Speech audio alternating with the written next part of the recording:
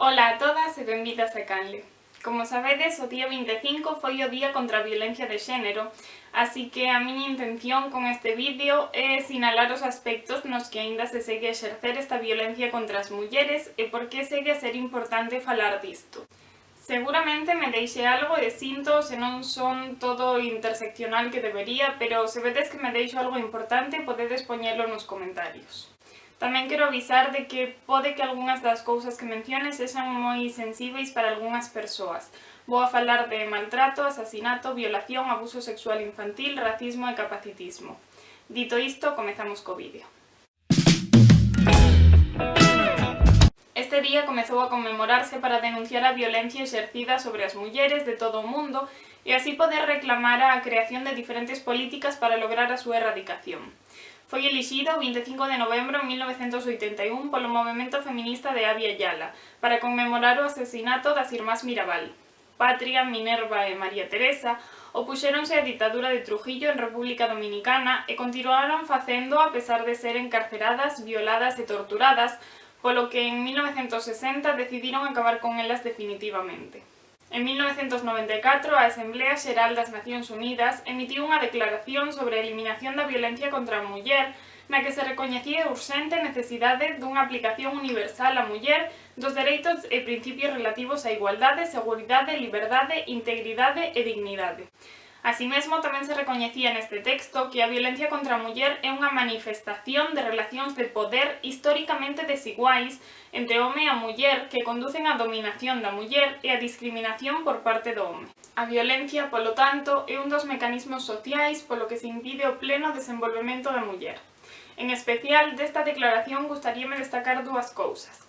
A primeira, precisamente a interseccionalidade pola que se recoñecen que as mulleres indíxenas, as refuxiadas, as migrantes, as que están recluídas en institucións, as nenas, as discapacitadas e as anciás, entre outras, son particularmente vulneráveis á violencia. E a segunda é a declaración dos actos que abarca a violencia contra a muller, aínda que non se limita a estes. Aquí estaríamos a falar da violencia física e sexual e psicolóxica producida na familia, onde se inclúen os malos tratos, o abuso sexual na infancia e a mutilación xenital feminina.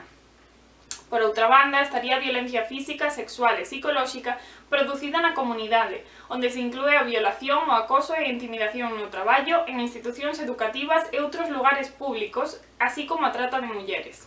E por último, falaríamos da violencia física, sexual e psicolóxica perpetrada ou tolerada polo Estado.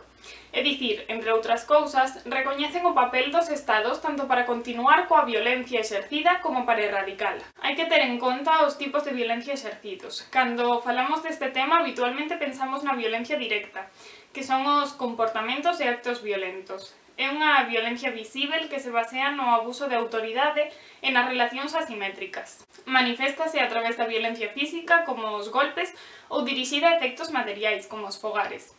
Ao ser a máis coñecida tamén pensamos que é a peor de todas as violencias, pero o certo é que é a máis sinxela de identificar e de actuar contra ela. E con isto non pretendo desvalorizala porque os danos que causa son terribles. O que ocorre é que esta violencia é a manifestación da violencia invisível, non é a orixe. Estaríamos a falar de que é a consecuencia e non a causa. Neste punto quería mencionar o traballo de Televisión Española na súa reportaxe interactiva 1000 mulleres asasinadas, no que pon nome e historias a todas esas mulleres que forman parte das cifras, que hoxe chegan ás 1074 vítimas mortais por violencia de xénero dende o 1 de xaneiro de 2003. Cando digo que a violencia directa é a manifestación da violencia invisível, refíreme aos outros dous tipos de violencia que podemos identificar, a violencia estrutural e a violencia cultural. A violencia estrutural é aquela que está orixinada por un conxunto de estruturas físicas e organizativas que non permiten a satisfacción das necesidades. Se nun problema sempre hai unha parte que gaña a costa da outra, é violencia estrutural.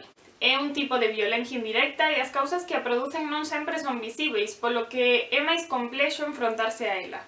Se consideran casos de violencia estrutural aqueles nos que o sistema causa fame, miseria, enfermidade ou inclusive a morte da poboación. Por exemplo, que as mulleres sexan asasinadas non é porque o Estado leve a cabo accións para lograr esa fin, senón que os asasinatos derivan dunha serie de políticas económicas, sociais e culturais que o Estado mantén ou promove. A violencia cultural, pola súa parte, crea un marco legitimador da violencia polo que se permiten actitudes e comportamentos que acaban por orixinar a violencia directa. Fai referencia ao arte, á relixión, á filosofía, ao dereito e á historia. Un exemplo sinxelo para entender os tres tipos de violencia son as agresións tanto físicas como verbais a mulleres que se producen pola rúa. Estas son consecuencias do abuso de poder existente por parte dos homes que principalmente se mantén pola impunidade e reciben o beneplácito dos discursos que xustifican estas violencias, como os pensamentos de é que era moi tarde, é que non pode ir soa pola rúa ou é que mira como vai vestida. Hai pouco lín un libro no que se falaba dun caso que tamén serve para exemplificar a intersección dos tres tipos de violencia. En 2015 descubriuse en internet unha nota interna da Facultade de Medicina de Lyon, en Francia, que invitaba aos estudantes de xinecoloxía a practicar o tacto vaginal en pacientes que estaban dormidas na sala de quirófano.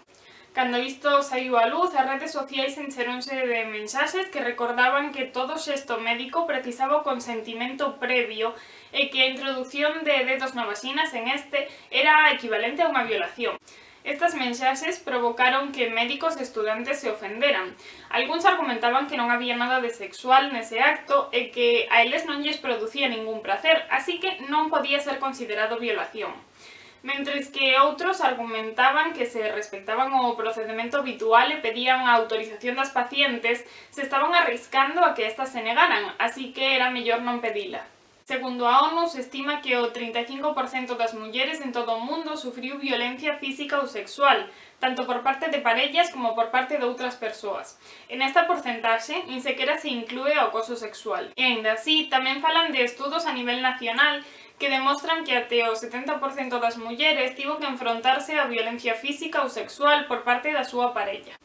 Estas porcentaxes son preocupantes, pero é aínda máis preocupante se pensamos que a maior parte do acoso producido na rúa non se denuncia, como tampouco se fai nos casos de violacións dentro da parella, porque moita xente nin sequera concibe que isto poida pasar, ou nos casos de acoso laboral onde a muller debe decidir entre perder o seu modo de subsistencia ou permitir o acoso. Non quero meterme moito en temas de racismo e capacitismo, posto que creo que hai activistas maravillosas que reivindican o seu propio discurso nestes temas e que se afectan directamente.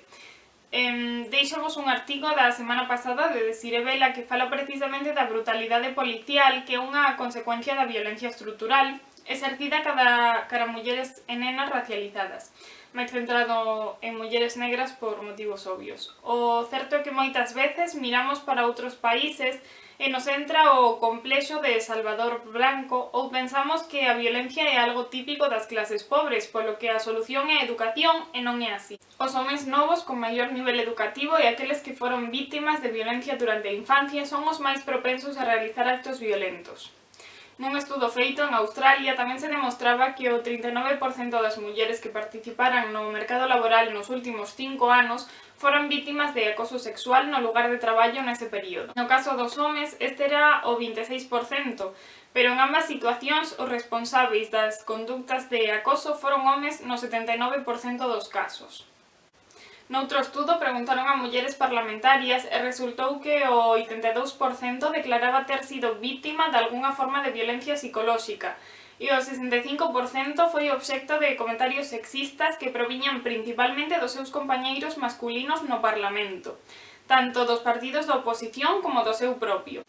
Ademais, o xénero está relacionado con outras cuestións que, como explicaba a ONU na súa declaración, poden aumentar a vulnerabilidade. Segundo a Organización Mundial da Saúde, tanto rapaces como rapazas adolescentes homosexuais, bisexuais ou transexuais teñen índices máis altos de drogadicción e consumo excesivo de bebidas alcohólicas, precisamente pola situación de discriminación que atravesan, pero inclusive neste caso, as mulleres teñen menos probabilidades que os homes de acceder a programas de tratamento. En canto a cobertura sanitaria, tanto a etnia como a localización xeográfica limita o acceso aos servizos de saúde, pero de novo, as mulleres teñen unha probabilidade menor de acceso. Até aquí o vídeo de hoxe. Deixo vos toda a información na caixiña da descripción. Moitas grazas por chegar até aquí e agardo que vos resultara útil. Mando vos unha aperta enorme e vémonos no próximo vídeo.